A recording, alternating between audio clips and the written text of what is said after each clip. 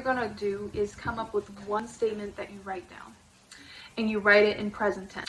And then once you get the statement that you want, you're going to write it down several times. So you could do 5 times 55, which means you'll write that statement 55 times for 5 days in a row. For me, for whatever reason, 5 times 55 has worked for me the best. And then once you're done with that, just fully believe that it's going to happen and watch what happens.